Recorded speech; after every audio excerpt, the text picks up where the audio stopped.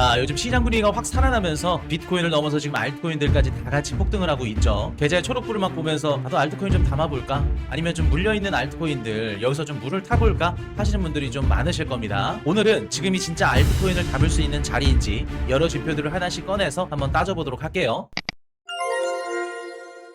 자, 지금 무슨 일이 벌어지고 있는지부터 한번 살펴볼게요. 최근에 암호화폐 시장이 좀 유동성이 많이 들어왔죠. 비트코인은 거의 일주일 만에 20% 가까이 올랐고요. 알트코인들도 지금 일제히 상승을 하고 있는데 실제로 이렇게 보시면은 시가총액 200이 안에 들어있는 알트코인들을 지금 갖고 온 겁니다. 일주일 기준 보시면 오피셜 트럼프가 93%, 그리고 에데나가 79%, 비트웨이가 68%, 그리고 또 여러분들이 좋아하시는 페페, XRP, 에이브, 하이퍼리퀴드, 비트코인 캐시 이런 알트코인들이 지금 일제히 상승 중에 있어요. 자, 그래서 오늘 우리가 좀 답을 내야 될 질문은 딱 두 가지로 간추려질 겁니다. 지금 알트코인을 사도 되는 건지, 그리고 내가 물려있는 손실 중인 알트코인을 여기서 물타도 되는 건지, 자, 그걸 판단하기 전에 암호화폐 시장에 실제로 유동성이 지금 들어오고 있는지부터 확인을 한번 해봐야겠죠. 자, 먼저 확인해봐야 될 지표는 김치 프리미엄인데, 김프는 한국 거래소 가격이 해외보다 얼마나 비싼지를 보여주는 지표죠. 근데 지금 보시면 마이너스예요. 마이너스라면 역프라는 겁니다. 그러니까 한국이 오히려 해외보다 더 싸다는 뜻이죠. 이게 왜 중요하냐면 지금 실제로 암호화폐 시장의 바깥에서 유동성이 들어오고 있는지, 매수세가 해외가 센지 국내가 센지 이런 부분들을 우리가 판단할 수 있는 지표거든요. 지금 보시면 역프예요. 이렇게 보시는 것처럼 역프라는 거는 보통 해외 매수세가 들어올 때 이렇게 역프가 붙거든요. 매수세가 붙으면서 국내 가격보다 더 비싸지는 그런 상황이라는 겁니다. 보통 상승장 초입 부분에서 역프가 붙어요. 그리고 상승장에 이제 본격적으로 들어가고 국내 개미들이 이제 붙게 되면 그때부터는 김프가 이렇게 붙게 되는, 그렇게 보시면 되는데, 지금 전반적으로 역프가 붙었다는 건 이 지표만 봤을 때는 상승장 초입일 가능성도 조금 열어둘 수 있다, 그렇게 볼 수 있겠죠. 자, 그리고 조금 더 명확한 지표를 한번 볼게요. 지금 보고 계신 지표는 크립토 토탈 마켓이라고 암호화폐 시장의 전체 시가총액을 나타낸 지표입니다. 7월 달에 비해서 살짝 이렇게 올라온 걸 확인하실 수 있습니다. 이게 무슨 뜻이냐면 바깥에서 외부 유동성이 암호화폐 시장으로 지금 들어오고 있다는 거예요. 그 말은 즉슨 전반적으로 암호화폐 시장의 시가총액이 커지고 있다는 거죠. 그럼 이 두 지표를 한번 연결을 해보자면 지금 일단 암호화폐 시장으로 유동성이 외부에서 지금 들어오고 있다. 첫 번째, 매수세가 조금 더 강한 쪽은 해외 매수세가 조금 더 강하다. 보통 우리 암호화폐 시장의 상승과 하락은 외국 기관들이 주도를 하죠. 그럼 해외 매수세가 조금 더 많다는 건 전반적으로 암호화폐 시장에 지금 유동성이 들어오고 있을 확률이 높다라는 걸 알 수가 있겠죠. 자, 그럼 본격적으로 한번 가보도록 할게요. 여러분들이 지금 알트코인을 사도 되는 건지 지표 세 가지로 한번 판단을 해볼게요. 자, 지금 보고 계신 지표는 알트코인 시즌 인덱스라고 합니다. 자, 지난 90일 동안 상위 알트코인들 중에 비트코인보다 더 오른 게 몇 개나 되는지를 0에서 100으로 나타내는 지표입니다. 75가 넘게 되면 알트코인 상승장이 시작됐다라고 우리가 대략적으로 유추할 수 있고요. 25 아래다 그러면 비트코인 시즌이다, 혹은 알트코인 상승장이 오지 않았다라고 판단을 하는 겁니다. 지금 알트코인 시즌 지수 지표를 보시면 39죠. 40 아래입니다. 이렇게 보시면 지난달이 50을 넘었었거든요. 그럼 지난달보다 못하다는 건 지금 본격적으로 알트코인 상승장이 시작이 됐다 안 됐다? 안 됐다는 거죠. 그러니까 지수만 봤을 때는 오히려 지난달보다 못하다, 내려왔다는 겁니다. 그래서 여전히 비트코인 시즌 쪽에 조금 더 가깝다. 최근에 비트코인 가격이 좀 크게 상승을 했기 때문에 비트코인 가격 오른 것만큼 알트코인이 가격을 못 올라줬다, 그렇게 우리가 판단할 수도 있겠죠. 그래서 지금 알트코인 상승장으로 확실히 넘어간 건 아니라는 거, 요 지표만 봤을 땐 알트 상승장이 아직 시작됐다고 보기에는 좀 이르다라고 볼 수 있겠죠. 한 가지를 같이 보셔야 됩니다. 지금 회색깔 보시면 이건 알트코인 시가총액을 나타낸 지표거든요. 자, 보겠습니다. 8월 19일만 하더라도 알트코인 시가총액이 1280 트릴리언이에요. 근데 이틀 뒤 8월 22일 보이나요? 1485 트릴리언입니다.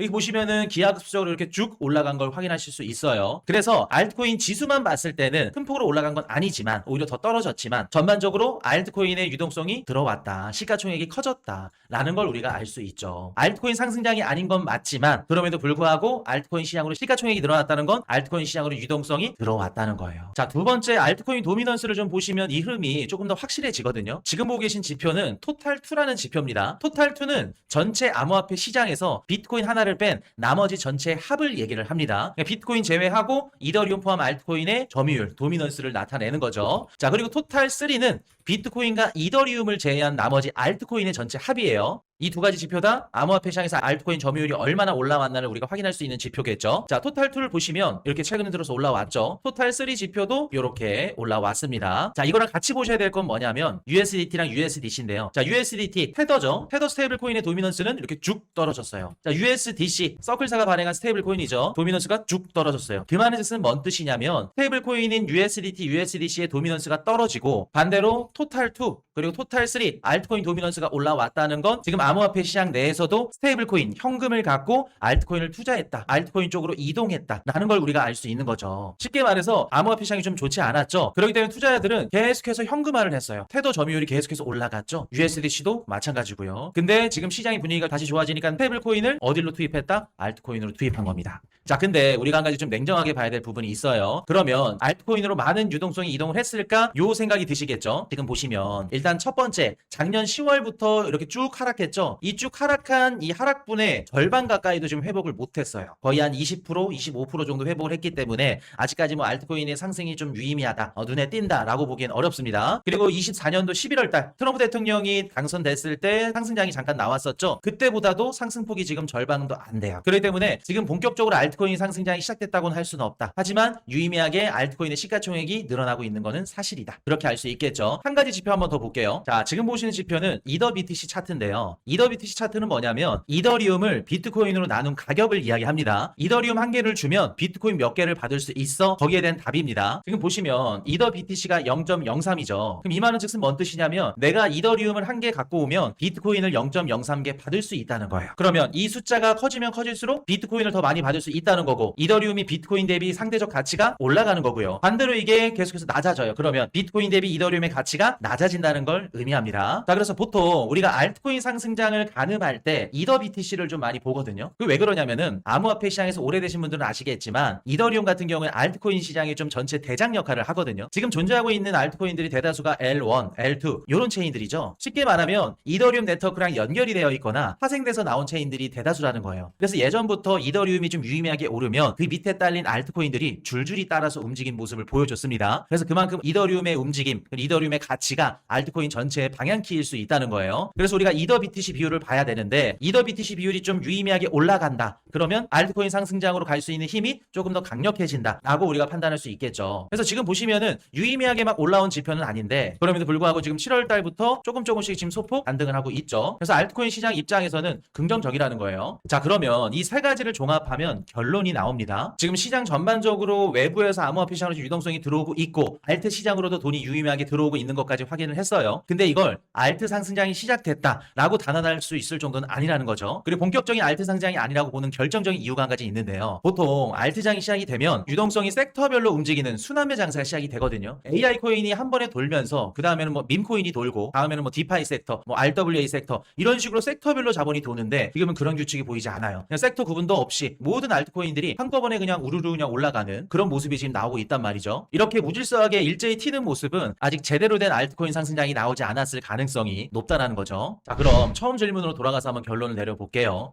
지금 알트코인을 사도 될까요? 내가 손실 중인 물려있는 알트코인을 지금 물 타도 될까요? 개인적으로 저는 지금 알트코인을 새로 매수하거나 혹은 손실 중인 알트코인에 물 타는 건 지금 추천하지 않습니다. 진짜 내가 뭔가를 사고 싶다. 이 막 상승하는 장에서 포모를 참지 못하겠다 하시는 분들까지는 저는 비트코인이랑 이더리움까지는 괜찮다고 봐요. 보통 암호화폐 시장도 마찬가지고 모든 자산 시장은 처음에 상승이 시작될 때 유동성이 들어오잖아요. 그 유동성이 항상 우량주부터 들어와요. 쉽게 말해서 비트코인, 뭐 이더리움, 뭐 XRP, 뭐 솔라나 이런 식으로 내려온다는 거예요. 유동성이. 그리고 지금처럼 막 돈이 들어올 수 있는 이런 국면에서는 월가에 있는 기관들이 어떤 코인들을 살 수 있을지 자금을 넣을 수 있는 선택지를 한번 우리가 생각을 해봐야 되거든요. 사실상 월가 기관들이 선택할 수 있는 선택지는 비트코인이랑 이더리움 둘밖에 없어요. 비트코인은 알겠는데 이더리움은 왜 거기에 들어가냐? 월가 기관들이 지금 이더리움을 살 수 있는 명분은 충분히 존재를 하거든요. 이더리움이 일단 현물 ETF 시장이 좀 규모가 있죠. 비트코인을 제외하고 크립토 상품 중에 이더리움이 그나마 현물 ETF 상품의 규모가 조금 받쳐주죠. 요즘 뜨거운 국채 토크나 그리고 주식 토크나 뭐 예측 시장, 실물 자산 토크나 RWA 모든 생태계들이 이더리움 위에서 돌아가거든요. 그래서 기관들 입장에서는 이더리움이 분명히 좋은 건 알고 있지만 지금 규제가 명확하지 않기 때문에 살 수가 없는 거예요. 기관들 입장에서 선택할 수 있는 선택지는 비트, 이더 두 가지밖에 없는 거죠. 자, 그럼 정리를 해볼게요. 암호화폐 시장의 유동성이 들어오고 상승장이 시작이 될 때 우리가 한번 예상을 해보는 거죠. 기관들 입장에선 비트코인에 먼저 우선적으로 넣을 수 있고 그 다음 이더리움까지는 들어갈 수 있겠다. 그리고 그 다음 스텝은 우리가 순차적으로 유동성이 늘어남에 따라서 낙수 효과를 받을 수 있겠죠. 물론 저는 솔라나 XRP 너무 좋아요. 특정 알트코인을 사랑합니다. 저는 믿습니다. 하시는 분들은 지금 매수하는 거를 고려해 볼 수는 있어요. 근데 지금 단기적으로 좀 많이 올랐기 때문에 상승했다가 하락하더라도 중장기적으로 갖고 갈 수 있는 분이라면 전 괜찮다고 봐요. 본인 판단하에. 근데 그건 어디까지나 길게 보는 분들 얘기고 단기로 수익을 보려는 분들한테는 지금은 알트코인은 좀 위험할 수 있다는 거예요. 알트코인은 나중에 유동성이 진짜 폭발했을 때 아래까지 막 도는 순환매 상승량이 시작됐을 때 그때 확인하고 들어가셔도 늦지 않아요. 그리고 여러분들이 지금 손실 중인 중인 거 물 타가지고 막 평균 매수 단가를 낮추고 싶죠? 그것도 지금 참는 게 맞습니다. 본격적인 상승장이 왔을 때 그때 물을 타도 늦지 않다는 거예요. 자, 반대로 내가 지금 성급하게 알트코인을 매수를 합니다. 근데 이번 상승이 진짜가 아니라 가짜 반등이었다고 생각을 해볼게요. 그래서 하락이 다시 시작이 됩니다. 불과 지난주의 모습이 다시 재현이 되는 거예요. 그땐 또 얼마나 기다려야 될까요? 본전이 올지 회복이 될지 없어지지는 않을지 아무도 모른다는 거예요. 지금 그 알트코인 리스크를 굳이 질 필요가 없다는 거죠. 그렇기 때문에 지금 우리가 코인을 매수한다고 하면 중장기적 관점을 가져갈 거면 오케이. 하지만 내가 1년에서 2년 정도 버틸 힘이 없다. 흔들릴 것 같다. 그러면 비트코인, 이더리움 제외하고는 웬만하면 건드리지 않는 걸로. 본격적으로 알트코인 상승장이 시작됐을 때 확인하고 그때 들어가도 늦지 않다. 요게 핵심입니다. 자, 그리고 마지막으로 꿀팁 하나 드리자면 여러분들 주말에 알트코인 거래 많이들 하시죠. 특히 지금 제가 주말에 촬영을 하고 있거든요. 트럼프 코인이 막 100% 가까이 오르더라고요. 유혹들이 엄청나게 많을 거예요. 여러분들 봅시다. 자, 오피셜 트럼프 93%, 1시간 만에 막 57%, 60% 가까이 올리고 있거든요. 자, 이렇게 알트코인 지금 주말에 띄우고 있는 애들이 누굴까요? 주말 같은 경우에는 우리가 알고 있는 뭐 블랙럭이나 JP모건 같은 이런 전통 월가 기관들이 시장에 개입을 하지 않아요. ETF도 닫혀있기 때문에 주말 동안 암호화폐 시장을 놀이터처럼 놀고 다니는 애들이 누구냐면 헤지펀드예요. 그리고 MM 기관들입니다. 얘네들 특징이 선 포지션을 가져가 놓고 위아래 다 발라 먹으면서 개인들 청산시키는 애들입니다. 쉽게 말해서 변동성이 어마무시하고 얘네들을 이길 수가 없다는 거예요. 그러니까 웬만해선 여러분들이 주말에 알트코인 거래를 하실 때 레버리지 거래는 절대 하지 마시라는 거예요. 그리고 알트코인은 유동성이 더 얇기 때문에 더 위험합니다. 피하셔야 된다는 거. 그리고 오늘 영상에서 다뤄들었던 지표들이랑 다루지 않았던 또 지표들이랑 같이 정리를 해서 알트코인 상승장이 시작이 됐다라는 게 판단이 되면 포슈 하우스 멤버십 방송 있죠? 하우스 방송에서 말씀을 드릴 예정입니다. 훨씬 더 다양한 지표로 시장을 정리해드리고 있고 제 포트폴리오도 같이 공유를 해드리고 있죠? 그리고 시황도 계속해서 말씀을 드리고 있으니까 관심 있으신 분들은 고정 댓글란 한번 보시면 될 것 같아요. 자, 오늘도 영상이 도움이 되셨다면 구독과 좋아요 부탁드리고요. 지금까지 코슈 경제 채널이었습니다. 감사합니다.